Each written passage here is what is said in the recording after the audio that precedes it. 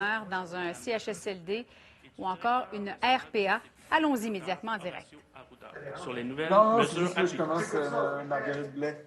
Madame la ministre, à vous la parole. Merci beaucoup, mesdames, messieurs, journalistes. Je suis très heureuse, monsieur Dr Arruda. Bonjour. Merci d'être avec moi.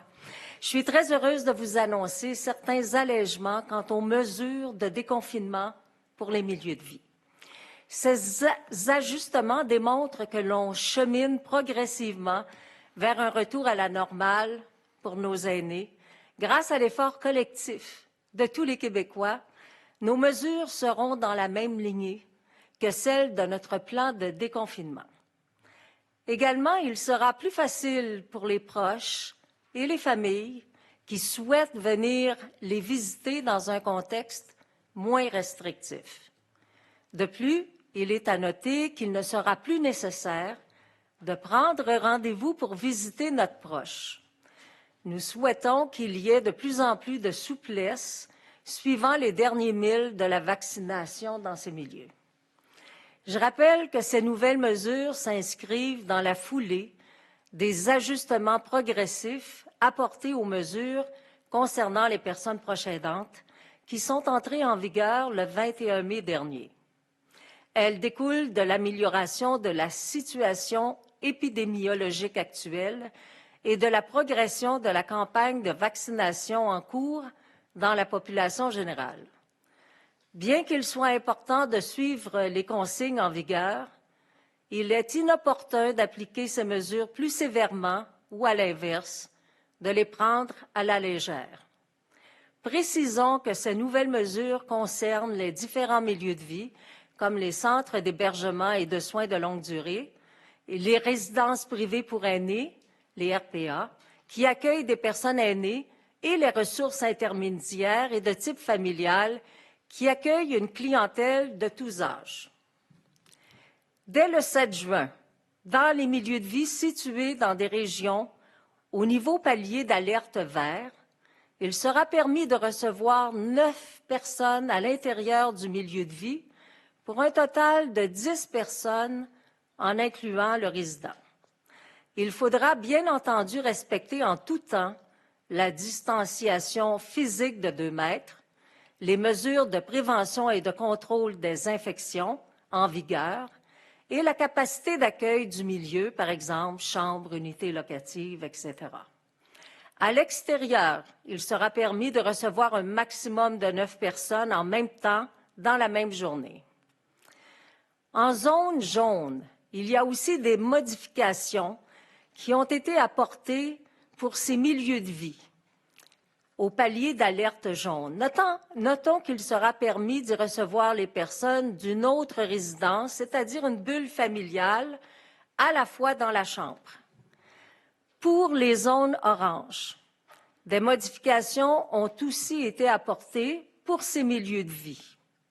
Donc, une personne à la fois pourra se rendre dans les milieux de vie, mais plusieurs personnes dans la même journée. En ce qui concerne les salles à manger des résidences privées pour aînés, des changements importants ont été apportés qui vont permettre aux personnes de ces milieux de vie de socialiser plus facilement lors des repas. Il sera permis de réunir davantage de personnes à une même table, et ce, sans plexiglas et sans distanciation physique, lorsque les personnes sont assises à la même table. Au palier jaune, ce nombre de personnes sera de 6 contre 10 au palier vert. Pour ce qui est du palier orange, ce nombre sera de 4 résidents. Les personnes pourront également se joindre à eux lors des repas selon certaines conditions qui varient selon les paliers d'alerte. De plus, plusieurs activités de loisirs peuvent reprendre dans les RPA selon certaines conditions et en fonction des mesures permises pour la population générale en fonction des paliers d'alerte, par exemple les bingos, la pétanque, le billard. De plus, les résidents qui habitent une même résidence privée pour aînés pourront se côtoyer à l'intérieur de leur unité lorsqu'ils auront reçu 2 doses de vaccin. Les usagers ou résidents de tous les milieux de vie qui désirent participer à un rassemblement privé ou à une autre activité publique peuvent le faire. Ils doivent suivre les mêmes consignes que l'ensemble des Québécois. Je suis très contente aussi de souligner qu'il ne sera plus nécessaire pour les aînés de faire une quarantaine après être sortis à l'extérieur du milieu de vie. Alors, comme vous pouvez le constater, de nombreuses modifications ont été apportées grâce à la vaccination de la population et la situation épidémiologique des dernières semaines. Je conviens que nous devons tout de même rester prudents et y aller par étapes. Bien que l'administration de la seconde dose soit pratiquement terminée dans nos milieux de vie, nous ne voulons prendre aucun risque. Néanmoins, il était important d'apporter un peu d'air frais à ces personnes, merci Dr Arruda, en leur permettant de voir leurs proches avec moins de contraintes. C'est crucial pour leur qualité de vie et leur épanouissement après une période qui les a durement affectés pendant plusieurs mois. Nous avons à cœur de concilier ces deux aspects que sont la sécurité et le mieux-être, et c'est ce dont témoigne cette annonce porteuse d'espoir dans un contexte de déconfinement graduel amorcé depuis quelques semaines.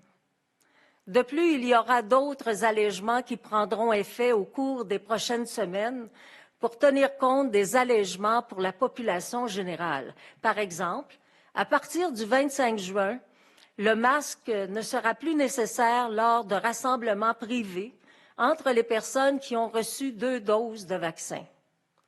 Merci aux équipes de ces milieux de vie pour leur collaboration et pour leur engagement remarquable auprès des personnes qu'elles accompagnent au quotidien.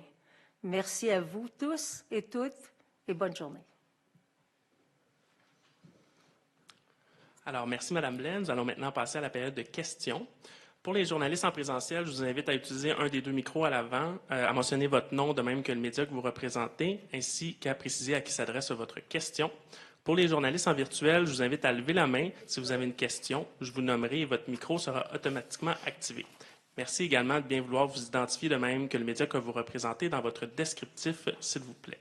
Nous allons nous en tenir à une question et une sous-question par journaliste, s'il vous plaît. Nous pouvons commencer alors avec Alain Laforêt, TVA. Alors, je n'ai pas besoin de me nommer. Bonjour, Mme Blais. Je veux revenir là, sur les maisons des aînés, vous vous en doutez. Est-ce que c'est normal actuellement dans le contexte et est-ce qu'on ne devrait pas mettre un frein compte tenu de la situation qu'on vit actuellement, d'avoir une place aux îles de la Madeleine qui coûte 1,2 million de dollars? Monsieur Laforêt, je suis extrêmement contente de recevoir cette première question. Je suis très fière du projet des maisons des aînés et maisons alternatives. Je dois vous dire qu'on construit des maisons pour 100 ans. 100 ans. Vous savez, nos aînés ont bâti le Québec. Et ces personnes ont été durement touchées pendant la pandémie. Vous avez remarqué, il y a eu des témoignages d'aînés, de familles, il y a eu des témoignages de travailleurs. On doit tout faire pour construire des milieux de vie, pour les protéger de pandémies futures et aussi adapter nos milieux de vie aux personnes qui vivent actuellement dans les CHSLD. Les personnes qui vivent en CHSLD, pour plus de 80 % sont des personnes qui vivent avec un déficit cognitif, ce qu'on appelle un trouble neurocognitif majeur. Les milieux ne sont pas adaptés à ces personnes. Vous me parlez de chiffres, Monsieur Laforêt, et moi, je vous parle de vie. Je vous parle de vie de personnes, puis il n'y a pas de prix pour la dignité des personnes. On a le courage au gouvernement de reconstruire 23 CHSLD et de développer 46 maisons, des aînés maisons alternatives. On s'est engagé à 30 maisons, à 2600 places. On parle de 3468 places. Et vous savez, Monsieur Laforêt, Il y a des gens qui nous disent qu'il manque des places, construisez des places. Quand on développe des places, on nous dit que ça coûte trop cher. On fait affaire avec la Société québécoise des infrastructures qui choisit des matériaux avec durabilité, étanchéité, avec ventilation, avec climatisation, avec aussi de la protection pour empêcher les virus. Et ces maisons ne sont pas des CHSLD, ce sont des endroits à hauteur humaine, ce ne sont pas des milieux de vie luxueux, ce sont des milieux adaptés à la maladie d'Alzheimer et d'autres maladies apparentées. De plus, on a le courage de dire que les jeunes de 65 ans et moins qui vivent actuellement avec des personnes plus âgées auront aussi, quand ces gens-là ne peuvent plus rester à domicile, parce que dans les CHSLD, c'est 2,8 % de personnes qui vivent là, mais on va faire en sorte que ces gens-là soient réunis, qu'il y ait de la technologie aussi à l'intérieur de ces milieux-là. Non, je suis fière. Je suis très fière. Je n'ai pas honte qu'on investisse dans des infrastructures pour les 100 prochaines années. Merci, ça a le mérite d'être clair. Docteur Arruda, concernant les balles, est-ce qu'il y a de la friture entre vous et la direction de la santé publique de l'Estrie? Écoutez, j'ai pas entendu les reportages, mais j'ai vu des résumés, là. Vous avez certainement parlé avec le docteur Poirier dans des rencontres. Oui, écoutez, vous savez, comme directeur national de santé publique, on a ici, au niveau provincial, à prendre en considération l'ensemble des territoires. Ce pas tous les territoires qui sont au même niveau. Je l'ai dit que j'allais revoir la situation compte tenu, je vous dirais, là, des besoins exprimés par les familles, notamment les mères, les jeunes comme tels. Ça arrive, on a toujours essayé d'en arriver à un certain consensus. Les discussions ne sont pas terminées. Je n'ai pas eu de discussion directe avec le docteur Poirier. Je pense que la majorité du temps, on arrive à certains consensus, mais les gens peuvent avoir des visions différentes en lien avec l'évaluation du risque. Mais moi, je discute avec eux, avec mes équipes, et j'essaie de prendre la meilleure décision pour la santé et la sécurité des Québécois. Mais comme je vous le dis, là, on est encore en processus. Vous aurez rapidement, comme je l'ai dit, des nouvelles. Merci. Oui, bonjour, Hugo Lavallée de Radio-Canada. Une question pour vous, Madame Blais, concernant la climatisation dans les établissements pour personnes âgées, étant donné qu'on s'attend à une première vague de chaleur ces prochains jours. Pouvez-vous nous faire un portrait de la situation? Il y a combien en ce moment là, de résidents qui ont accès à la climatisation à l'heure où on se parle? Écoutez, j'aime beaucoup cette question aussi. L'année dernière, on a ouvert les valves. C'est-à-dire que le gouvernement a investi totalement pour les régions chaudes et très chaudes, payer le coût du climatiseur portatif, de l'installation, du maintien de l'électricité. Dans les zones plus acceptables, c'est tous les coûts sauf pour le climatiseur portatif. Maintenant, on a écrit au directeur technique, on vient de recevoir le rapport, partout actuellement, il y a au moins dans tous les CHSLD des zones, des espaces refuges qu'on appelle, c'est-à-dire une réfrigération dans les corridors et dans des espaces communs. Mais comme la climatisation, comme ils ont déjà des appareils et que d'autres CIS et CIUS, parce que c'est la responsabilité des CIS et des CIUS, bien là, je suis convaincue que comme l'année passée, 100% de nos établissements seront climatisés ou auront des espaces refuges.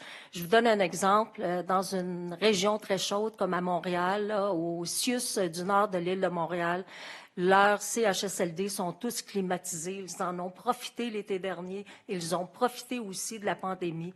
Donc, il y a plusieurs CHSLD qui sont entièrement climatisés et d'autres qui sont dans le processus de le faire, mais il y a une couverture à 100%, soit de climatisation ou soit d'espace refuge. Et c'est quoi la proportion des deux, savez-vous? Entre espace refuge et climatisation, ben, je pourrais peut-être vous répondre à ça ultérieurement et vous donner le chiffre précis. Mais je tiens à vous dire que, écoutez, là, on a vraiment mis le maximum l'année passée. Puis cette année, on reconduit aussi le financement par le gouvernement pour les personnes qui souhaiteraient avoir un appareil climatiseur portatif pour leur chambre. Vous savez qu'on a aussi des CHSLD désuets, alors c'est pour ça qu'on a dû faire affaire avec Hydro-Québec pour faire en sorte qu'il y ait une plus grande capacité d'électrification pour être en mesure de climatiser. Puis il y a aussi des personnes âgées qui ne veulent pas avoir une climatisation directe sur leurs épaules dans leur chambre, là. Il faut savoir qu'il y en a beaucoup qui préfèrent avoir des espaces refuges parce que l'air rentre dans les chambres. Ces gens-là, souvent, portent, même quand il fait chaud, des petites laines. Mais on a l'obligation, je pense aussi pour nos travailleurs qui ont été durement touchés par la pandémie avec des équipements, d'avoir des espaces confortables pour leur permettre d'être en mesure de soigner la population adéquatement. Puis une précision là, sur le financement pour être sûr de bien comprendre. Parce qu'il semble qu'il y ait des disparités là, parfois d'une région à l'autre. Est-ce que je comprends que la directive, c'est que l'ensemble des coûts soient assumés par le gouvernement, sauf l'achat du climatiseur individuel? Est-ce que c'est ça? Si vous pouvez éclaircir. Il y a deux choses dans votre question. La première des choses, c'est qu'il y a une enveloppe annuelle de 40 millions de dollars pour faire des travaux mineurs dans les CHSLD. Et ça, ce sont les CIS et les CIUS qui prennent cette décision-là. Et depuis l'année passée, le gouvernement a entièrement payé les climatiseurs portables pour toutes les régions chaudes et moyennement chaudes, ainsi que les coûts reliés au maintien, la pose d'électrification. Donc, c'est deux éléments dont on parle. Mais il y a plusieurs CCSUS parce j'ai été vraiment très talonneuse, là. Je les ai talonnés beaucoup, puis je leur ai dit, je veux que vous fassiez des travaux. Donc, il y a plusieurs, maintenant, CHSLD qui sont entièrement climatisés. Merci. Bonjour, Olivier Bossé, Journal Le Soleil. CHSLD, RPA, RI, la proportion de résidents qui ont eu leur deuxième dose, c'est quoi? C'est complet? En CHSLD, c'est complet. En RPA, ça se termine, je l'espère, ce soir. Ou demain, oui, pour toutes les RPA. Et on est en train de terminer les RI puis les RTF. Donc, on est vraiment là, je dirais, c'est presque terminé. Et c'est une excellente nouvelle. Et c'est pour ça, d'ailleurs, que dans les RPA, quand les personnes auront reçu 2 doses, c'est la bonne nouvelle, pourront se visiter entre elles. Moi, j'habite dans une RPA, je ne suis pas capable de visiter mon ami qui habite dans un autre appartement, mais là, je pourrais la visiter parce que nous sommes toutes les deux vaccinées 2 fois. Ça amène à mon autre question. Pourquoi vous parlez du 25 juin pour enlever le masque alors qu'ils peuvent l'enlever maintenant? J'ai peut-être mal compris, là. Dans les perspectives où, là, maintenant, c'est dès qu'ils ont reçu 2 doses, 2 groupes, mais après ça, ça va être en fonction de la date et selon le palier. Mais c'est quand on parlait beaucoup à l'extérieur. Ouais. Quand on parle, par exemple, que les gens pourront dans les activités extérieures, il y aura 50 résidents.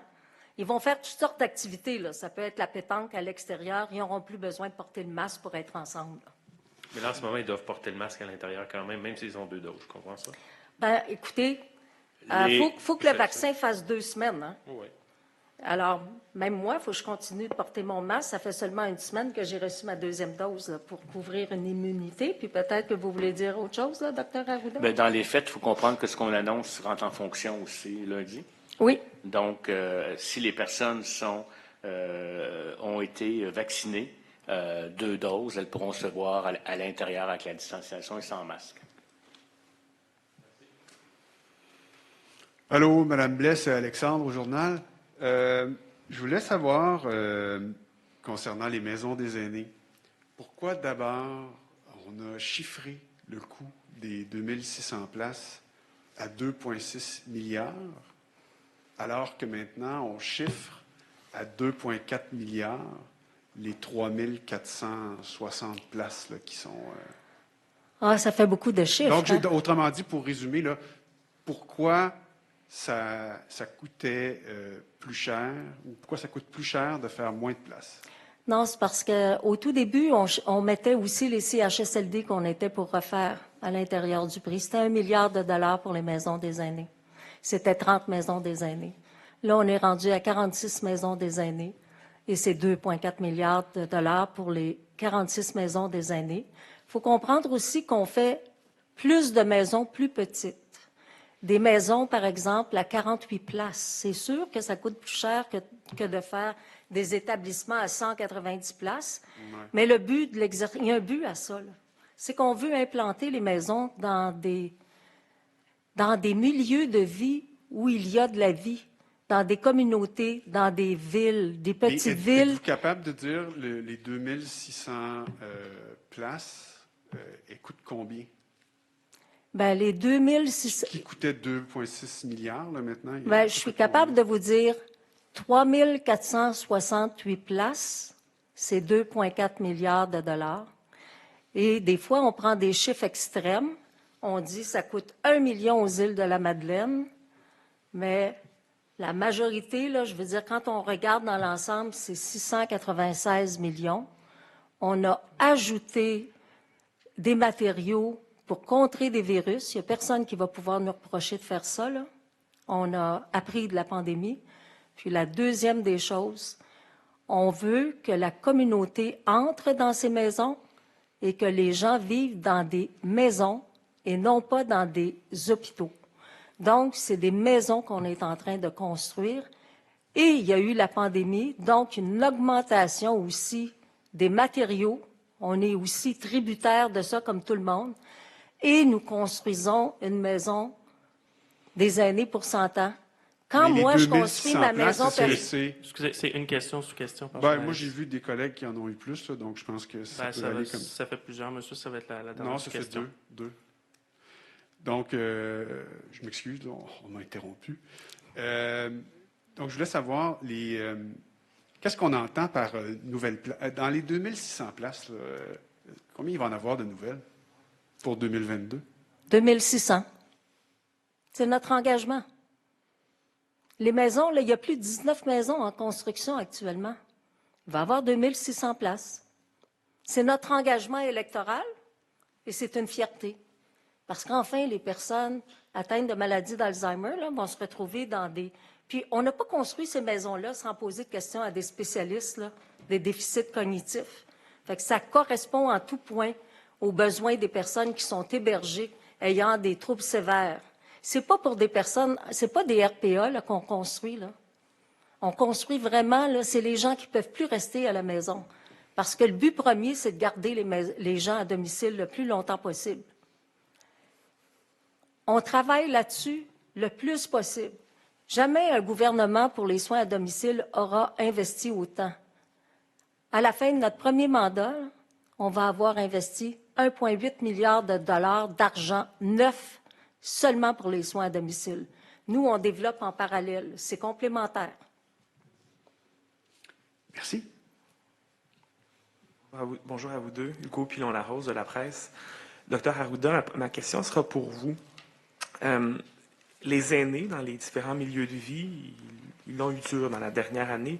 Par moments, j'imagine certains devaient se sentir emprisonnés là, de leur milieu sans pouvoir sortir.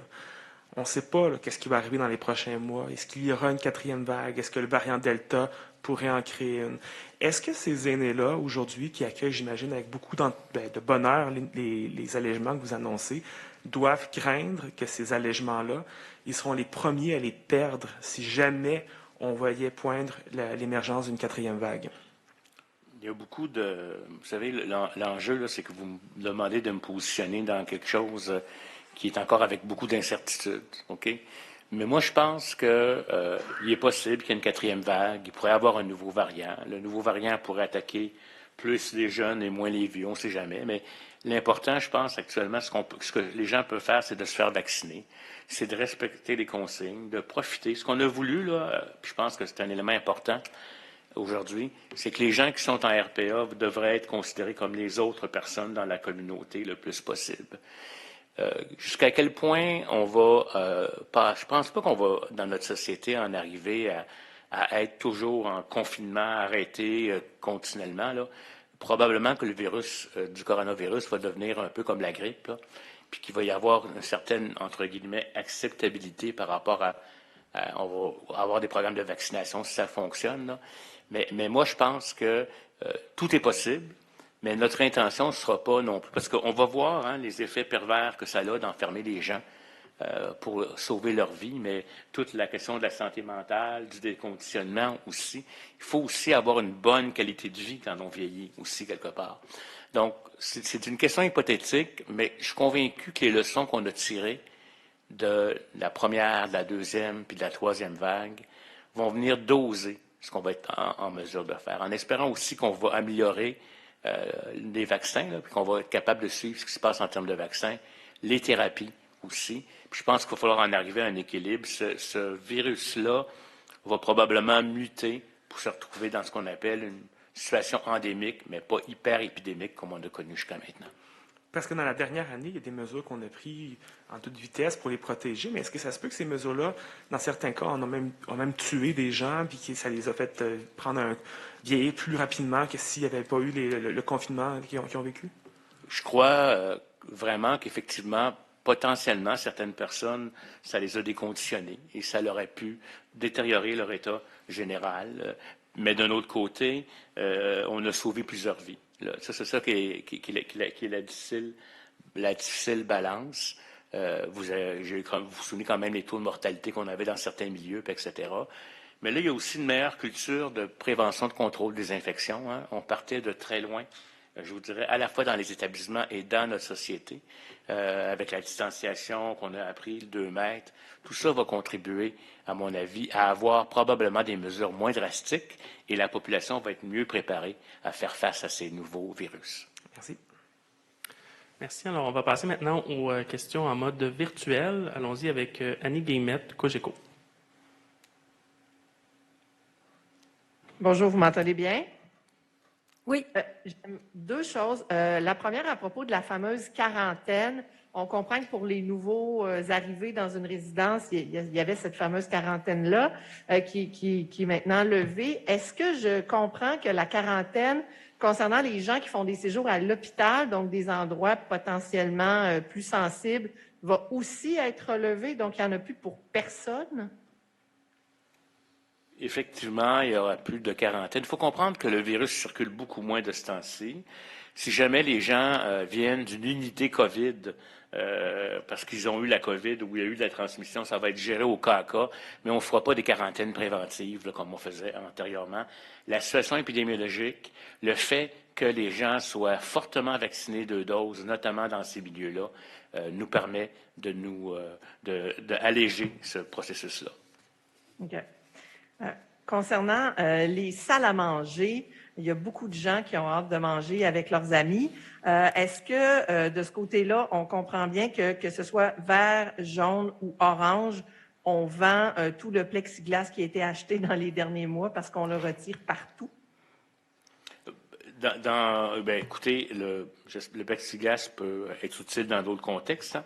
Là, la question de la vente, je ne vais pas rentrer là-dedans, mais ce qu'on va permettre, c'est qu'on va revenir vers, et selon le palier, là, on va pouvoir revenir vers, je vous dirais, une quantité de personnes qui vont pouvoir être à la même table, en train de manger. C'est 1 personne dans l'orange, 2 dans le jaune, 4, je vous dirais, là, dans le vert. Et je vais vous dire aussi qu'il peut y avoir un maximum dans le vert de 10 usagers par table en privilégiant le regroupement d'une même. Et l'autre élément qui est très intéressant, moi, à mon avis, c'est que, comme disait Mme Blais, vous vivez en résidence, vous avez des amis dans votre résidence, les 2, vous êtes vaccinés, mais vous pouvez manger ensemble. Puis, il y a quelque chose aussi de très bien, c'est que maintenant, c'est pas seulement des proches aidants qui pourront aller à l'intérieur des milieux de vie. Alors, les visiteurs, ça veut dire les amis aussi. Et ça, faut le mentionner. Et quand on est en palier orange, bon, c'est 1 personne qui peut manger avec le résident, mais quand on est en jaune, c'est 6. Puis quand on est en vert, c'est 9 personnes, là. Et les résidents pourront se retrouver aussi entre eux autres pour manger. Alors, je crois qu'on va avoir une vie sociale beaucoup plus normale là, avec ces nouvelles mesures dans les salles à manger. Puis avec les activités physiques aussi qui vont reprendre, là, les activités de loisirs, la musicothérapie, et ça, la zoothérapie, des chanteurs qui vont pouvoir venir à l'intérieur des milieux de vie pour remettre un peu de la joie de vivre. Là. Merci beaucoup. Merci. Alors, on va passer à Vincent Larin, agence QMI. Oui, bonjour à vous deux. J'aurais vraiment besoin d'éclaircissements concernant le masque pour les personnes qui ont reçu leurs 2 doses. Parce que là, vous avez parlé du 7 juin, mais pendant votre discours au début, vous disiez le 25 juin. J'aimerais comprendre pourquoi il faut attendre jusqu'au 25 juin pour que les personnes qui ont déjà eu 2 doses depuis 3 semaines puissent se voir sans masque. Mais pour les personnes qui ont déjà eu 2 doses depuis 3 semaines, ils n'auront pas besoin d'attendre le 25 juin. OK. C'était pas dit comme ça, si vous permettez. Deuxième question, Mme Blais, ça aurait été encore concernant les aînés, si vous permettez. J'aimerais savoir, premièrement, concernant le coût total là, sur lequel on planche en ce moment de 2,4 milliards. Est-ce qu'il pourrait être appelé à augmenter encore? Et est-ce que vous fixez une limite au-delà duquel vous n'êtes pas prêt à aller? Ben, écoutez, 2,4, là, c'est pas mal la limite, mais j'aimerais profiter de l'occasion pour vous dire quelque chose. Vous savez, quand on parle d'aînés, on parle aussi de dignité. Et pour moi, je ne veux pas opposer dignité à coût. On parle des coûts, alors qu'actuellement, on parle de mettre en place des milieux de soins extrêmement différents là, de ce qui existe actuellement. On disait que dans nos CHSLT, c'était des milieux de vie, mais c'est devenu réellement des milieux de soins. Et moi, je crois sincèrement que si avant la pandémie, si le Québec avait eu des maisons comme celles qu'on est en train de construire, on aurait fort probablement sauvé des vies. Pourquoi? Parce que ce sont des milieux qui sont adaptés, parce qu'il y a plus d'intimité aussi, puis ce sont des unités de 12. Donc, les gens vivent à 12. C'est 12, c'est salle à manger, salon, une chambre avec une toilette, puis un endroit pour se laver. Donc, le virus ce serait pas mal moins répandu. C'est plus des grands milieux avec des grandes cafétérias, là. Ce sont vraiment de tout petits milieux à échelle humaine. C'est pas du luxe, c'est de la chaleur humaine dans des communautés. Donc, c'est un changement de paradigme total par rapport à ce qu'on faisait. Puis encore une fois, il faut voir les coûts sur les années à venir. C'est pour 100 ans qu'on est en train de construire. Donc, on travaille avec les meilleurs matériaux possibles pour assurer la durabilité aussi de ces maisons-là. On ne veut pas les réparer au bout de 30 ans, 40 ans, puis en construire d'autres. On veut que ça dure dans le temps. Et donc, 2,4, c'est la limite, c'est ce que vous nous dites? Ben oui. OK. Merci. Merci. Alors, nous allons passer aux questions en anglais, s'il y en a.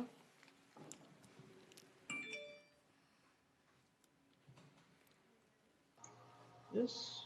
Hello. Hello. Question. Hello, Raquel Fletcher from Global News. Ma première question concerne l'annonce du jour.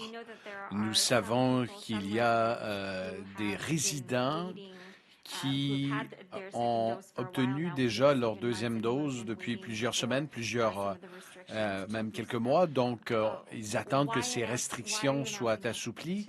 Pourquoi l'annoncer aujourd'hui? Et certaines restrictions, certains assouplissements que vous annoncez aujourd'hui n'entreront pas en vigueur avant la fin du mois. Pourquoi exercer une telle prudence?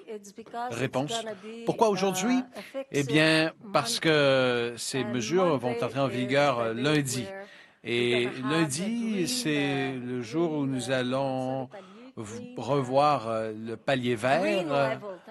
Merci pour la traduction, Dr. Arruda.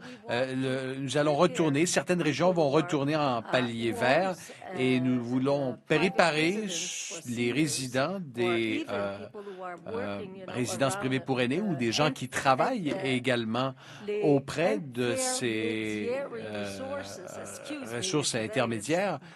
Excusez-moi, aujourd'hui, c'est un peu plus difficile de parler anglais.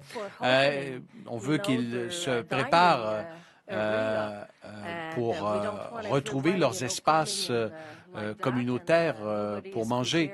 On ne veut pas que les gens arrivent et ne soient pas préparés. Donc, voilà pourquoi nous l'annonçons aujourd'hui. Et peut-être que Dr. Arruda voudrait intervenir.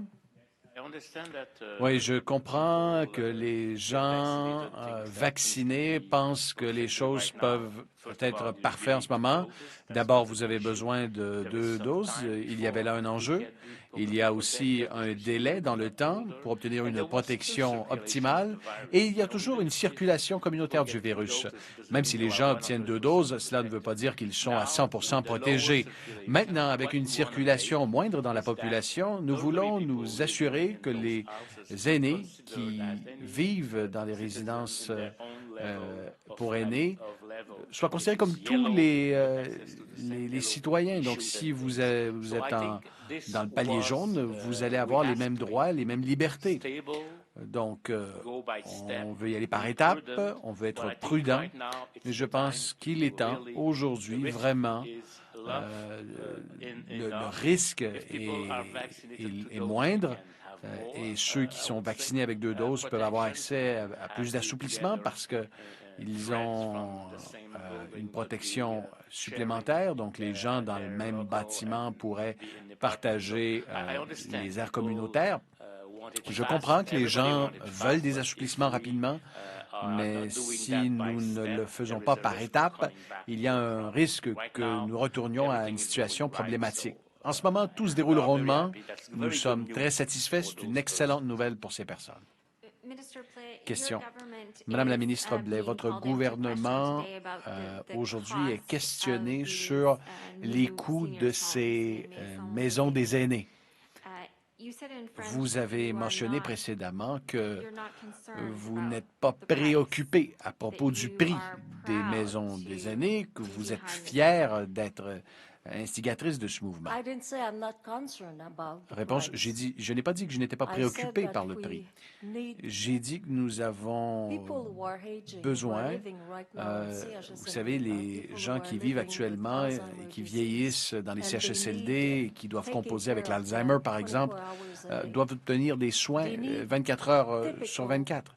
Ils ont besoin de milieux de vie adaptés à leur situation. Alors, à mon avis, de prendre soin de ces gens, d'avoir une vision pour les 100 prochaines années, c'est la façon dont nous devons procéder. Vous savez, je ne me suis pas levé un matin en disant je vais construire des maisons comme celle-là. Nous avons consulté plusieurs spécialistes sur la façon dont nous devrions construire et penser ce type de maison.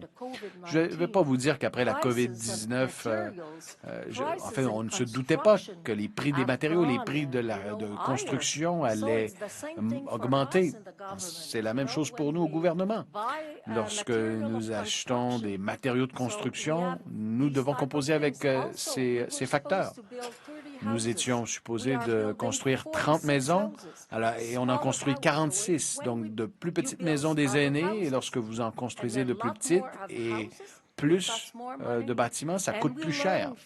Et nous avons appris de la COVID-19. Voilà pourquoi nous avons beaucoup plus de protection à l'intérieur de ces maisons des aînés. Si nous faisons face à une autre pandémie, dans quelques années, nous serons préparés. Et lorsque vous avez dit que je ne suis pas préoccupé, eh bien, je suis préoccupé par les aînés. Et je pense qu'ils méritent d'avoir ce genre d'endroit. Et je ne connais aucun gouvernement qui a choisi de reconstruire 23 CHSLD parce que ça fait tellement longtemps que ces établissements auraient dû être rénovés.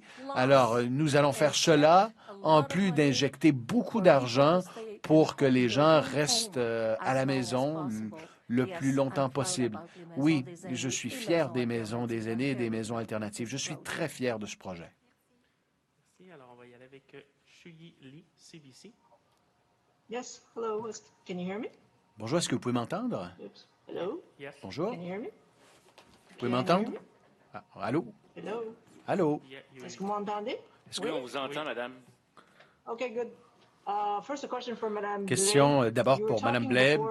Vous parliez air précédemment conditioning des climatiseurs dans les CHSLD, de la climatisation dans les aires communautaires. Certains groupes disent que ce n'est pas suffisant. Nous avons besoin de plus de climatiseurs dans les chambres pour les gens lorsque, notamment, ils dorment la nuit. Qu'est-ce que vous leur dites? Réponse. Eh bien, ce que je dis, c'est que l'an dernier, nous avons ouvert les valves. Le gouvernement a payé. Lorsque vous vivez dans une zone, dans une région où il fait chaud, eh bien, nous payons toutes les installations, l'électrification, et nous payons pour la clim dans les chambres. Nous payons l'entretien et nous allons faire la même chose cette année. Et ajouter à cela les PDG des CIS et des CIUS qui ont la responsabilité de s'assurer que tous les CHSLD au Québec est équipé d'espaces refuges et de climatisation. Donc, je surveille cela. Ils ont reçu une lettre pour qu'on s'assure que ce soit fait. Et je sais qu'aujourd'hui, nous couvrons au moins nous assurons qu'il y a des espaces climatisés, les corridors. Je ne sais pas comment dire cela en anglais. Les corridors. Et également dans des espaces communs. Et souvent, les gens qui vivent dans les CHSLD n'aiment pas lorsqu'il fait trop froid dans leur propre chambre. Alors, ils sont très satisfaits de cela parce qu'ils ont de la climatisation lorsqu'ils ouvrent les portes. Mais quelqu'un qui veut avoir un système et qui vit dans des régions très chaudes, le gouvernement paye pour la climatisation. Question pour Dr. Arruda. Maintenant que les rendez-vous pour la deuxième dose peuvent être devancés, nous entendons des gens qui ont des handicaps qu'elles devront attendre pour obtenir leur deuxième dose parce que tout a été réservé. Est-ce qu'il y a un plan pour prioriser certains groupes pour la deuxième dose, comme ça a été le cas lors de la première dose? Réponse, je ne suis pas la personne qui organise cette campagne, mais je peux vous dire que le plan était basé sur la quantité de vaccins disponibles, d'avoir une priorisation qui n'était plus nécessaire parce que les gens peuvent obtenir un vaccin avec leur groupe d'âge. S'il y a un enjeu, je vais très certainement en informer M. Paré pour s'assurer que tout le monde ait accès au vaccin, mais à peu près tous ceux qui ont des handicaps, des maladies chroniques, au moment où ils ont été vaccinés et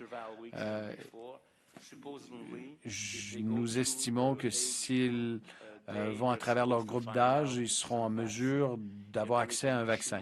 S'il y a un enjeu, nous allons très certainement l'étudier. Merci. Alors, on a encore le temps pour une dernière question. Quelqu'un qui a levé sa main un petit peu en retard, mais on a encore du temps. Donc, c'est Rémi Saint-Amand, TVA Abitibi. Oui, bonjour. En effet, je suis pour le TVA Abitibi-Témiscamingue. Ma question s'adresse à Madame Blais. Vous présentez beaucoup le projet de maison pour aînés comme un grand accomplissement, une promesse que vous tenez. Par contre, par exemple, si on retourne en Abitibi-Témiscamingue, on le sait, la situation dans le domaine de la santé, on a une pénurie de main-d'œuvre importante présentement. On a de la misère, il y a des ruptures de services qui sont courantes présentement pour essayer de tenir les services dans les CHSLD déjà. Comment est-ce qu'on va faire pour rendre fonctionnels, dans le fond, les 3 projets de maison pour aînés en Abitibi-Témiscamingue? Est-ce qu'on a pensé au bout de la chose? C'est une excellente question que vous posez. Vous savez, on a fait un accord pour payer ça passé, les préposés aux bénéficiaires reçoivent 26 $ de l'heure. Le premier ministre du Québec avait pris tout un pari de former 10 000 préposés aux bénéficiaires. Il y a des cohortes actuellement en train de se faire former. On a plus de 8 000 préposés nouveaux aux bénéficiaires. On a embauché des gestionnaires dans tous nos CHSLD, des directeurs d'unité. On a embauché des infirmières. Il y a des négociations qui ne sont pas encore terminées, mais tout va bon train. Et puis, moi, j'ai bon espoir. Puis, en plus, il manque 3 000 places actuellement. Les oppositions ne cessent de nous dire qu'il manque 3 000 places, développer des places. Alors, quand on annonce qu'on développe des places, on nous dit comment vous allez faire en sorte pour avoir du personnel. Bien, on va en avoir du personnel. D'une part, parce que les gens aiment aussi travailler dans des endroits où c'est bien organisé, bien structuré. Et le personnel va venir parce qu'on va à la fois travailler sur les CHSLD pour les refaire, comme les maisons des aînés pour qu'elles s'adaptent. Et on va aussi travailler à embaucher du personnel. On va faire les deux en parallèle. On a déposé une politique d'hébergement de soins et de services de longue durée. C'est une première. Et à l'intérieur de ça, on va être en mesure de former le personnel pour s'occuper des personnes, mais on va les embaucher. Est-ce qu'il y a une sous-question? Alors, je comprends que non. C'est ce qui met fin à cette conférence de presse. Merci tout le monde. Je rappelle qu'un communiqué de presse a été publié sur le site du ministère de la Santé.